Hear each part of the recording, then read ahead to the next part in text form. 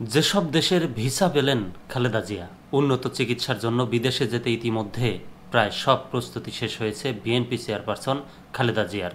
সবকিছু ঠিকঠাক থাকলে কয়েকদিনের মধ্যে তিনি চিকিৎসার উদ্দেশ্যে দেশের বাইরে যেতে পারেন।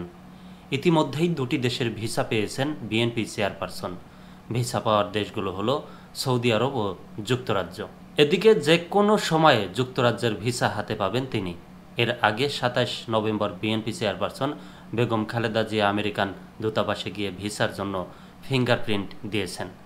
বিএনপির সূত্র বলছে, যুক্তরাষ্ট্রের ভিসা পাওয়ার পর বিএনপি চেয়ারপারসন খালেদা জিয়া চিকিৎসার জন্য লন্ডন যাওয়ার আগে বা পরে ওমরা করার জন্য সৌদি আরব যেতে পারেন বলে দলীয় সূত্রে জানা গেছে। এজন্য তিনি সৌদি আরবের ভিসা নিয়েছেন। তার আগেই তিনি লন্ডনের ভিসা নিয়েছেন। সেখানে প্রাথমিক চিকিৎসা ও শেষে ছেলে তারেক রহমান সহ স্বজনদের সঙ্গে সব কিছুদিন সময় কাটানো ও বিশ্রাম শেষে তিনি লিভারের জটিল চিকিৎসার জন্য যুক্তরাষ্ট্রের যাবেন। চিকিৎসার জন্য প্রথমে খালেদা জিয়াকে লন্ডনে নেওয়া হলেও সেখানে প্রাথমিক চিকিৎসার পর যুক্তরাষ্ট্রের মাল্টিডিসিপ্লিনারি মেডিকেল সেন্টারে নেওয়া হবে। সেখানে তার লিভারের জটিল চিকিৎসা করানো হবে।